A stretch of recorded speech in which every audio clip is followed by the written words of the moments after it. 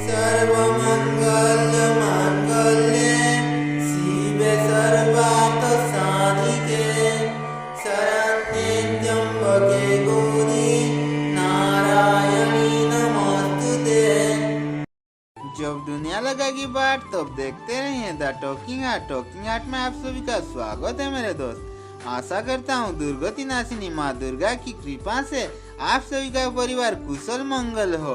आश्विन माह के साथ साथ माँ दुर्गा आ गए हैं अपने भक्तों को आशीष देने अपने त्योहार नवरात्रि और दशहरा के साथ। इसी अवसर पर आइए जानते हैं नवरात्रि और माँ दुर्गा के बारे में कुछ जाने अनजाने बातें। वीडियो में आगे बढ़ने से पहले वीडियो को लाइक कर दो, चैनल को सब्सक्राइब कर दो और अपने फ्रेंड्स एंड फैमिली के साथ वीडियो को शेयर भी कर दो। चलिए शुरू करते हैं बिना देरी किए। हिंदू धर्मों में शारदीय नवरात्रि का विशेष महत्व है। नवरात्रि के 9 दिन को माँ दुर्गा के 9 स्वरूपों का आराधना किया जाता है। कई भक्तों माता को प्रसन्न करने के लिए नवरात्रि का व्रत भी रखते हैं। नवरात्रि की शुरुआत आश्विन माह की शुक्ल प्रतिपदा तिथि से होता है। माना जाता है कि नवरात्रि के दौरान व्रत और माता रानी के पूजा अर्चना करने से व्यक्ति को सुख समृद्धि और वैभव प्राप्ति होता है। पुराणों में कहा जाता है कि देवी दुर्गा ने महिषासुर पर आक्रमण कर उससे 9 दिन तक युद्ध किए और 10वें दिन उसका वध किए। इसी उपलक्ष्य हिंदू भक्तगण 10 दिन का त्योहार दुर्गा पूजा मनाते हैं और 10वें दिन को विजयादशमी के नाम से भी जाना जाता है, जो बुराई पर अच्छाई का जीत का प्रतीक है। आगे बढ़ने से पहले आइए जानते हैं महिषासुर कौन है और कैसे हुई देवी माँ की उत्पत्ति। देवी भागवत पुराण की एक कथा के अनुसार रंभो नामक एक असुर जिसने अग्निदेव की तपस्या से एक पुत्र संतानों की प्राप्त किया था, जो महिषी यानी भैंस से उत्पन्न हुआ था, इसीलिए महिषासुर कहलाया। वो जब चाहे मनुष्य और भैंस का रूप ले सकता था। ब्रह्मा जी के वरदान के कारण वो अजेय था। पुराणों में माँ दुर्गा की उत्पत्ति का कथा मिलता है कि जब देवता महिषासुर के अत्याचार से परेशान और दुखी थे, इसके समाधान के लिए देवताओं ने ब्रह्मा जी के पास गए। ब्रह्मा जी ने बताया दैत्यराज महिषासुर का वध एक कुंवारी कन्या के हाथों से ही होना निश्चय है, लेकिन उससे युद्ध करेगा कौन? तो सभी देवता मिलकर अपने ऊर्जा को एकत्रित किए। इसी ऊर्जा से एक देवी की उत्पत्ति हुई, जिसे हम माता का तेनी यानी माँ दुर्गा के नाम से जानते हैं। भिन्न भिन्न देवताओं के द्वारा देवी माँ के विभिन्न अंग बने, जैसे कि देवों के देव महादेव के तेज से माता का मुख बने, श्रीहरि विष्णु की तेज से भुजा, ब्रह्मा जी के तेज से माता की दोनों चरणें, यमराज की तेज से मस्तकों की केश, चंद्रमा की तेज से स्तन, इंद्र के तेज से कोमर, वरुण की तेज से जंघा, पृथ्वी की तेज से नितंब, सूर्य की तेज से दोनों पैरों की उंगली, प्रजापति की तेज से सारे दांत, अग्नि की तेज से दोनों नेत्र बने, संध्या की तेज से बाहें, वायु की तेज से कान तथा अन्य देवताओं के तेज से देवी माँ की भिन्न भिन्न अंग बने। माँ दुर्गा की उत्पत्ति होने के बाद उनको असुरों पर विजय प्राप्ति के लिए अपार शक्तियों की जरूरत थी। तो भगवान शिव ने अपने त्रिशूल, भगवान विष्णु ने अपना सुदर्शन चक्र और ब्रह्मा जी ने अपना चारों वेदों दिए। अग्नि ने दिया शक्ति व बाणों से भरे तरकस, वरुण ने दिए शंख, प्रजापति ने स्फटिक माणिक्यों की माला, लक्ष्मी जी ने कमल का पुष्प, इंद्र ने वज्र, शेषनाग ने मणियों से सुशोभित नाग, वरुण देव ने पास व तीर तथा हिमालय पर्वत ने माता की सवारी के लिए सिंहों दिया। उनके अलावा माँ दुर्गा को समुद्र से कभी न फटने वाला दिव्य वस्त्र, चूड़ामणि, उज्जवल हार, हाथ के कंगन, पैरों के नुपुर, 2 कुंडल, अंगूठियां मिली। अन्य देवताओं से और भी बहुत कुछ मिला था। ये सब अपने विराट और भव्य स्वरूप में धारण करके माँ दुर्गा बने आदि शक्ति। बंग प्रदेश का असुर सम्राट महिषासुर की संहार करने के लिए माँ दुर्गा रत्नगिरी पर्वत पर आए। तो बंग प्रदेश में एक बात फैल गया था कि रत्नगिरी पर्वत में एक ऐसी अपूर्व सुंदरी नारी रह रही है जिसके समक्ष स्वर्ग की अप्सरा भी फीका पड़ जाएंगे। ये बात दरबार में उठा तो दैत्यराज बोले, ऐसी सुंदर नारी तो हमारी महल में होना चाहिए। महिषासुर शुंभ निशुंभ को भेजे रत्नगिरी पर्वत पर माँ दुर्गा को वहां से लाने के लिए। शुंभ निशुंभ माँ दुर्गा को महल बुलाए तो माँ दुर्गा ने बोले, अगर मेरे साथ नृत्य करोगी तो मैं तुम्हारे साथ चलूंगा। शुंभ निशुंभ माँ दुर्गा के साथ नृत्य करते करते इतने विभोर हो गए कि एक दूसरे के सर पर हाथ रख दिए और भस्म हो गए। माँ दुर्गा की मोहिनी रूप से इतने विभोर हो गए थे कि वो अपना वरदान की बात भी भूल गए। उन्हें वरदान मिला था, वो जिसके भी सर पर हाथ रखेंगे वो भस्म हो जाएंगे। शुंभ निशुंभ की मृत्यु की समाचार पाकर महिषासुर ने जान लिया ये कोई साधारण स्त्री नहीं है। फिर महिषासुर और माँ दुर्गा के बीच युद्ध का शुरुआत हो गया था। 9 दिन तक युद्ध चलता गया, सारे असुर मारे गए, लेकिन महिषासुर को हराना देवी के लिए मुश्किल होने लगा। वो जब चाहे मनुष्य और भैंस का रूप लेकर लड़ता गया अक्लांत भाव से। माँ दुर्गा चिंतित होने लगे, कैसे संहार करो महिषासुर का, ये तो अविश्रांत लड़ता ही जा रहा है। तो अब देवी मंगला माँ ने महिषासुर का वरदान और मृत्यु का रहस्य बताया। महिषासुर ने वरदान में मांगा था, उन्हें केवल कुंवारी स्त्री ही मार सकती है, लेकिन वो भी निवस्त्र होकर। अगर शरीर में एक भी वस्त्र हुआ तो उसे मारना नामुमकिन है। तो 10वें दिन माँ दुर्गा दुनिया से अधर्मों का विनाश के लिए निवस्त्र होके आ गए महिषासुर के सामने। महिषासुर माँ दुर्गा को ऐसे देखकर स्तब्ध हो गया, मानो जैसे उसके शरीर से सारे ऊर्जा खत्म हो गया। तभी माँ दुर्गा ने उसकी सीने में एक पैर रखकर त्रिशूल से वध किया। महिषासुर नारी को तुच्छ समझकर वरदान में नारी के हाथ से मृत्यु मांगा था। नारी भी शक्ति स्वरूपिणी हो सकती है, ये बात से अज्ञात था।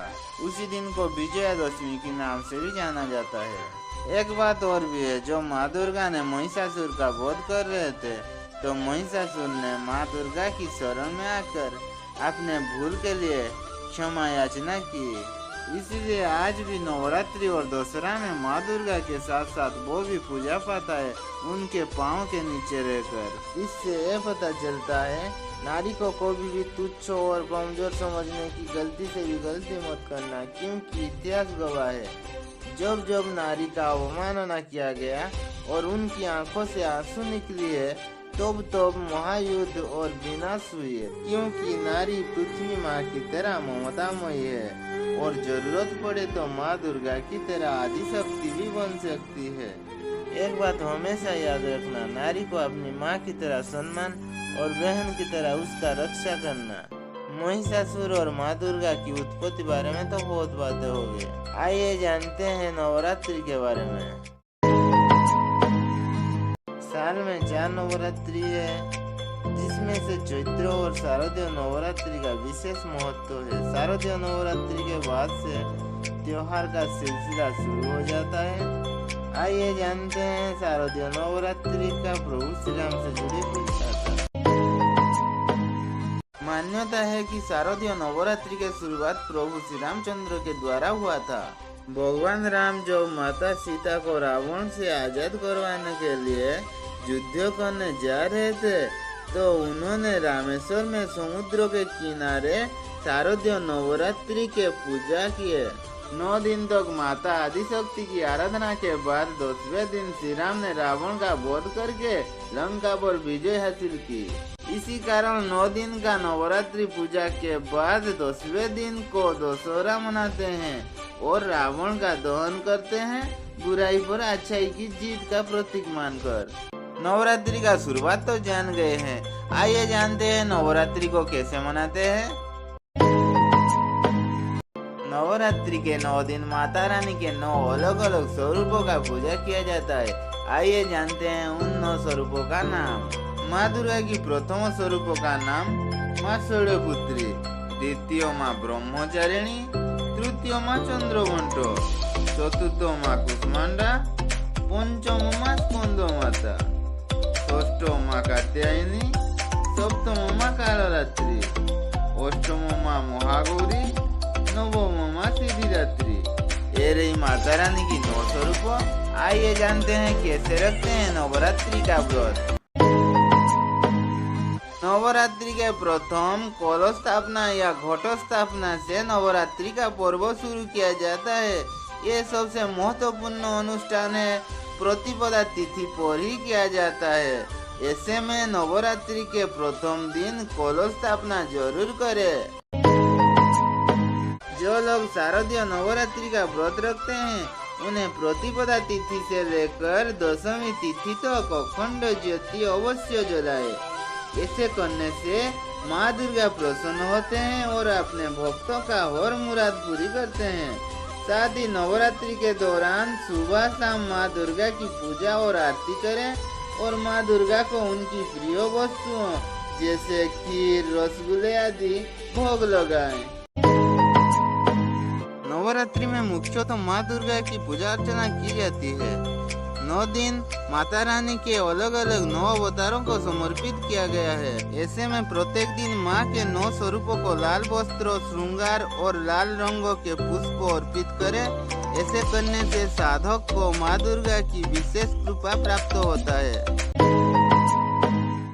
नवरात्रि के दौरान अपने घर की साफ सफाई का विशेष ध्यान रखें, क्योंकि माता दुर्गा साफ सुथरे घर में ही वास करते हैं। नवरात्रि के दौरान तन और मन दोनों की स्वच्छता का ध्यान रखें। व्रत के दौरान माता रानी का ध्यान करें। साथ ही इस दौरान दाढ़ी बनाने या बाल काटने से बचना चाहिए। ऐसे में माँ दुर्गा रुष्ट हो सकते हैं। ऐसे ही भक्ति भाव और समर्पण से माँ दुर्गा की आराधना करने से भक्तों की हर मनोकामना पूर्ण होता है और घर में सुख समृद्धि के साथ साथ माता रानी की आशीर्वाद बना रहता है। नवरात्रि के नाम सुनते ही आप सभी के ख्याल में एक चित्र आ रहा होगा, गुजरात के गरबा और डांडिया खेल। चलिए जानते हैं इसके पीछे की कहानी। भारत के अलग अलग राज्यों में नवरात्रि मनाने की अलग अलग रीति रिवाज होता है, लेकिन नवरात्रि के मौके पर गुजरात समेत कई राज्यों में गरबा और डांडिया का आयोजन किया जाता है। लोग डांडिया खेलते हैं और गरबा करते हैं। इससे माता की आराधना से जुड़ी खास उत्सव की तरह मनाया जाता है। नवरात्रि में गरबा करने और डांडिया खेलने का धार्मिक महत्व है। गरबा को माँ दुर्गा के प्रतिमा के आसपास या जहाँ माता की ज्योत जगाई होता है वहाँ किया जाता है। गरबा गर्भ शब्द से लिया गया है, जो माता की गर्भ में शिशु के जीवन को दर्शाता है। गरबा करते समय नृत्य करने वाले गोल में नृत्य करते हैं, जो जीवन के गोल चक्रों का प्रतीक है। महिला, पुरुष और बच्चे एक गोलाकृति में एकत्र होकर गरबा करते हैं। इस दौरान जहाँ गरबा करते हैं उसके केंद्रों में एक मिट्टी का बर्तन रखते हैं, जिसमें सुपारी, नारियल और चांदी का सिक्का रखा जाता है। डांडिया नृत्य माँ दुर्गा और महिषासुर के बीच हुई युद्ध को दर्शाता है। डांडिया का रंगीन छड़ी को माँ दुर्गा की तलवार माना जाता है। इसी कारण डांडिया को तलवार नृत्य भी कहा जाता है। नवरात्रि 9 दिनों का पर्व है। इन 9 दिन माता के 9 स्वरूपों का पूजा किया जाता है। 9 दिन ज्योत जलाया जाता है और डांडिया भी खेला जाता है।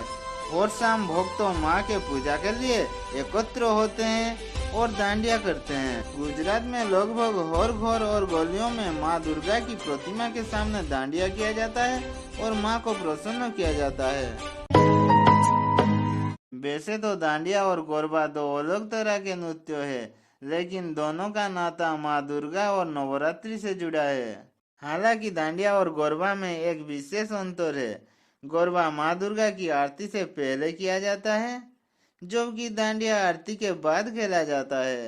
डांडिया के लिए रंगो बेरंगो डांडिया चोटी की जरूरत होता है, जबकि गरबा के लिए किसी चीज का जरूरत नहीं।